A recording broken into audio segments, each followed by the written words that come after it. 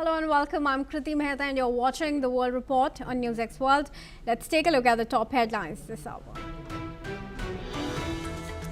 Pentagon report highlights China's military ties with Pakistan and cautious thaw with India. A Pentagon report submitted to the US Congress indicated China's dual-track strategy with India, decreasing tension along the line of actual control, while also strengthening military cooperation with Pakistan. US President Donald Trump's administration says it will slap tariffs on Chinese semiconductor imports over Beijing's unreasonable pursuit of chip industry dominance, but would delay the action until June 2027. Pharma giants Eli Lilly and Novo Nordisk lock horns in India's obesity drug race. The global pharma giants are scrambling to cement their lead in India's booming obesity drug market before cheaper generic versions hit shelves in March next year. Russia plans a nuclear power plant on the moon within a decade, plan to power joint Russian-Chinese research.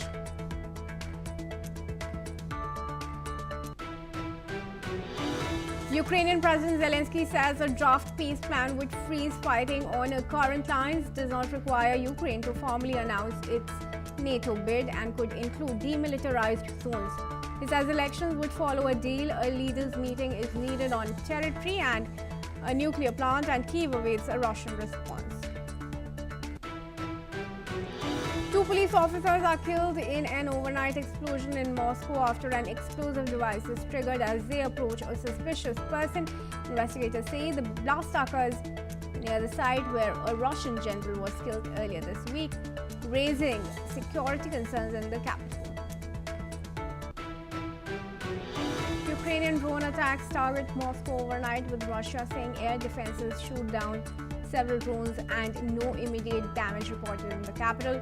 Debris from a downed drone sparks a fire at an industrial site in the Tula region as Moscow says more than 170 Ukrainian drones are intercepted across Russia. The US State Department says it will deny visas to 5 people, including a former European Union commissioner, accusing them of pressuring American social media platforms to suppress certain viewpoints. The former European Union tech chief rejects the claims as a witch hunt after being linked by Washington to Europe's digital content rules.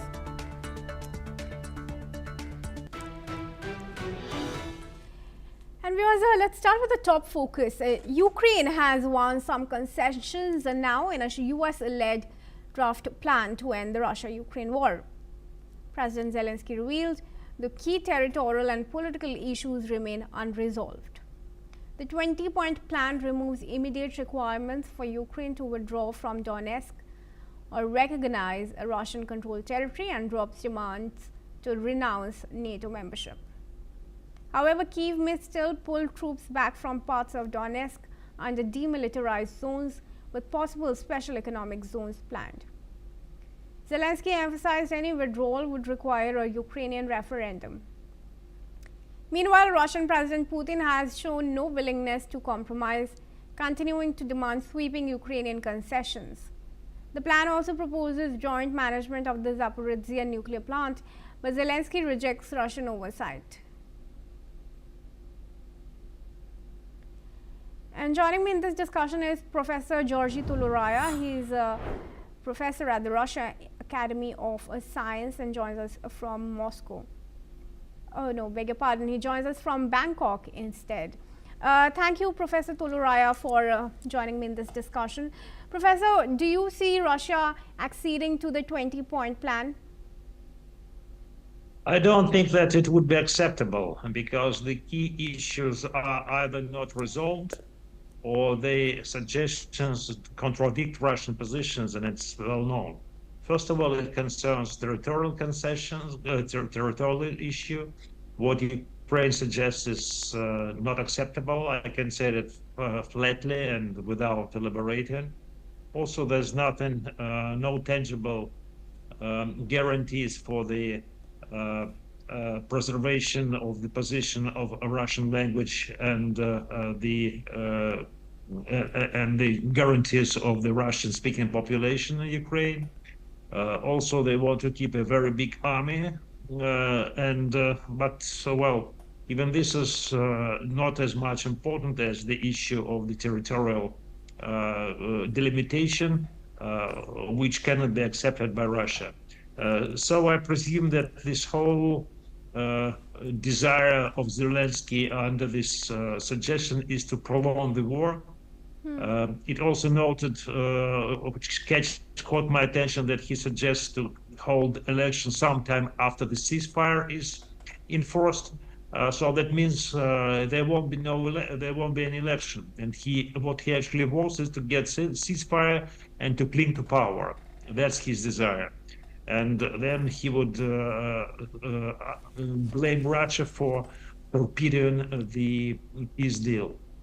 That won't work. I don't think that's anything to discuss on this basis. So we won't see any stop in the military efforts anytime soon, I believe, unfortunately.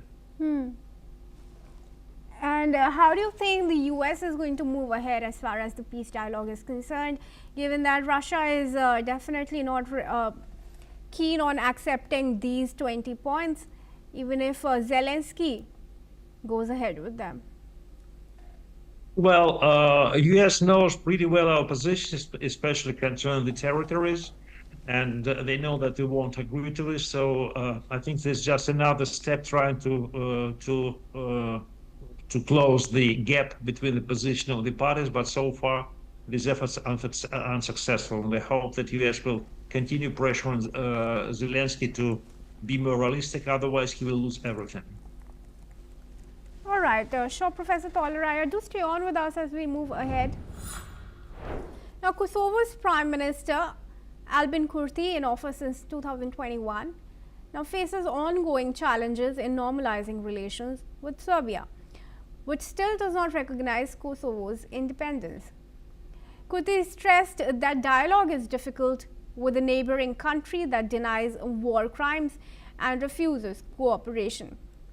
He called on Serbia to hand over Milan Radiošić, accusing it of planning a 2023 attack in northern Kosovo, urging the European Union, France and Germany to apply pressure. Tension is heightened by Serbia's close ties with Russia, which worries Kosovo about potential destabilization. Meanwhile, Kosovo is strengthening relations with the US, lifting tariffs on American goods and agreeing to accept some migrants, not for financial aid, but to support a key ally. After failing to form a coalition in the February 2025 election, Kurti has called early election, aiming to secure over 50% of the vote to break a 10-month parliamentary deadlock. And I request Professor Toleraya to join me back in the discussion here and explain to our international viewers the real issue that's going on between Kosovo and Serbia. Is this really now just between these two stakeholders, or has it expanded with inclusion of Russia and US into the conflict? Well, there's no conflict, but on our part, we are not contradicting the US on this issue, but I think Europe does, because Europe says there are some suggestions that the end of war in Ukraine may provoke President Vučić of Serbia to attack Kosovo, because Serbia is not recognized in Kosovo, although de jure, although it has to interact with Kosovo in de facto. But that doesn't mean that there is any prospect for the recognition by Serbia of independence of Kosovo. So I don't think that now is the time to raise this issue, and I don't think that US and Russia will be really eager to tackle this very sticky issue when they have a lot of other to discuss. All right. Well, thank you for now, Professor, for joining me in this discussion, and we're now going to move ahead, viewers. Now, airstrikes were carried out by the Israel Defense Forces IDF across multiple locations in southern Lebanon earlier today. Several Hezbollah rocket launching sites were destroyed along with military buildings and other infrastructure recently used by the group's operatives. Hezbollah was accused of violating ceasefire agreements and understandings between Israel and Lebanon. Footage of the strikes has been circulated on social media. The operation was described as a preventive measure to stop future attacks from the area. The situation along the border is being closely monitored as tension remains high. Joining me in this discussion is Professor Rohan Gunaratna, who is an international affairs expert, and he joins us from Singapore. Professor Gunaratna, thank you very much, first of all, for joining us here at NewsX World. Now, you would have seen how there were celebrations from Lebanon, that south of Litani River, Hezbollah was, disarmed. And fresh reports now of another Israel strikes to target the Hezbollah strongholds there. Do you think the previous celebrations were rather premature? The Lebanese Hezbollah has been arming themselves, building their capabilities, especially with assistance from Iran's intelligence service called the Revolutionary Armed Forces. And what we have seen is that the Hezbollah attacked Israel from when Hamas staged the attack on October 7, 2023, a day after Lebanese Hezbollah staged so many attacks on Israel. So Israel do not want Lebanese Hezbollah to reconstitute. That is why the Lebanese Hezbollah has targeted the attempts.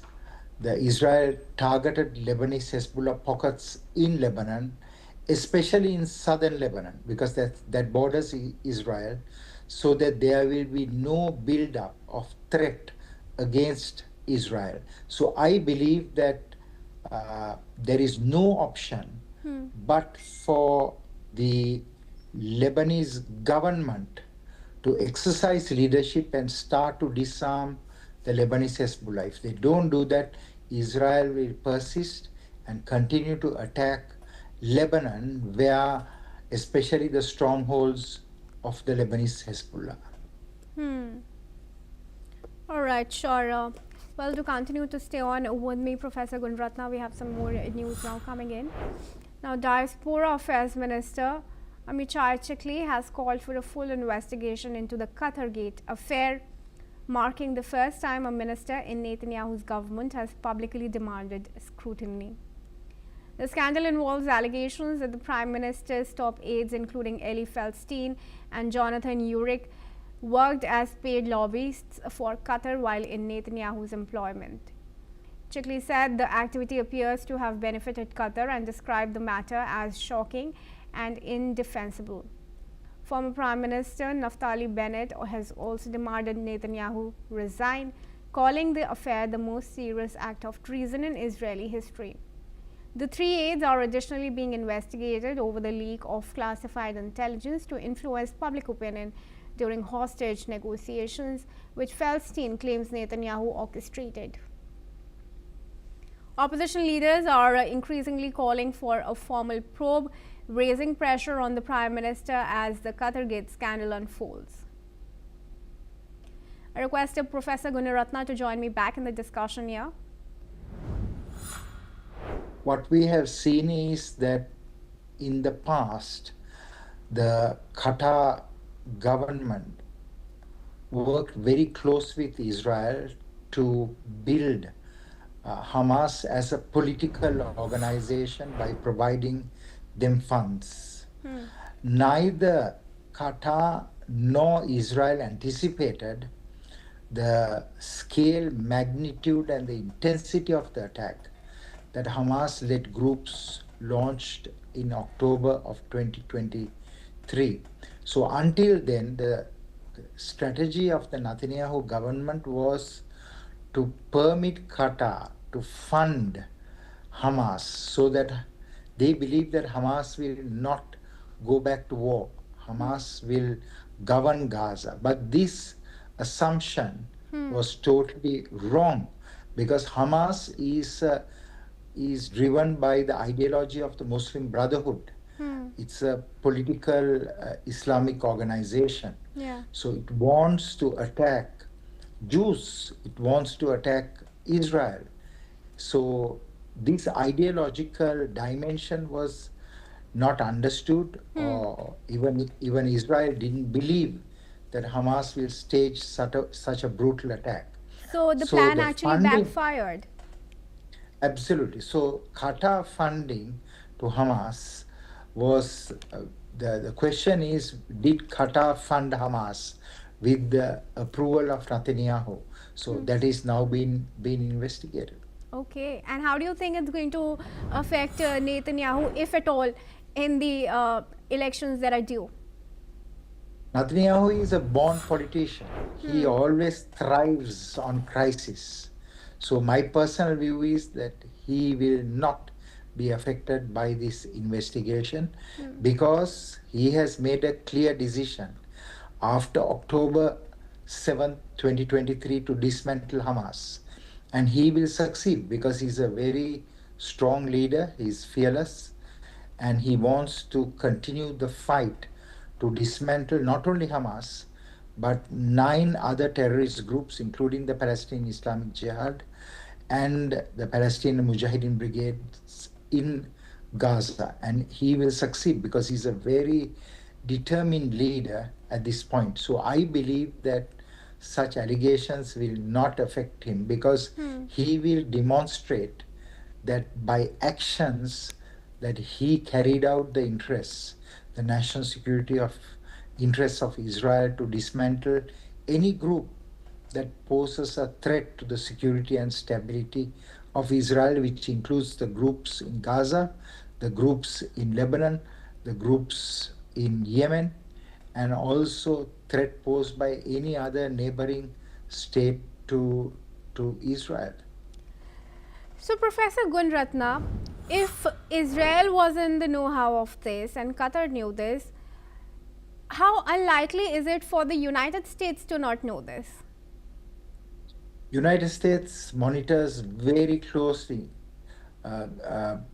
both hostile states and also non-state groups like Hamas. But certainly the preparation for October 7th was neglected by the leaders. Leaders didn't believe that Hamas will stage such a wide-ranging attacks where 6,000 terrorists will cross the Gaza Israel border and attack the state of Israel. Israelis knew that there was some preparation to strike, but they didn't anticipate that it would be such a large attack. No, but So more there was specifically, the question of Qatargate, that Israel was indeed working with Qatar. Are we to believe that Trump had no knowledge of this? Qatar funding for Hamas was very well established. It was known by the Israelis, it was known by the Americans, it was known by many countries, but they believe that Hamas will be happy with the money they get and they will govern Gaza and they will not do that kind of attack. But none of them understood the very real ideology of Hamas, because Hamas is a group that is driven by the ideology of Muslim Brotherhood, because it's the Palestinian branch of the Brotherhood. Even if you pay them all the money, they will persist with their ideology. For them, their ideology is the most important thing, their belief system. Is it possible for Hamas to disarm if they're given the security guarantees? Even if the question of even if the question of the Palestinian state and the recognition of it is not really accepted, would they disarm if they're given the security guarantees? All the information and intelligence we know is there's a huge reluctance on the part of Hamas and many other groups to disarm. So the first phase is release of the hostages. All hostages except one has been released. and that is a diseased hostage, the body. Yeah. The second phase is the disarmament and the demobilization, Yeah. which is the most difficult stage. And right now there's a lot of pressure. The mediators, Egypt, Turkey, and Qatar is putting on Hamas and other groups to disarm, but they have not done it so far. So I believe that it will require extraordinary pressures, but also guarantees that eventually Palestine will have their own state.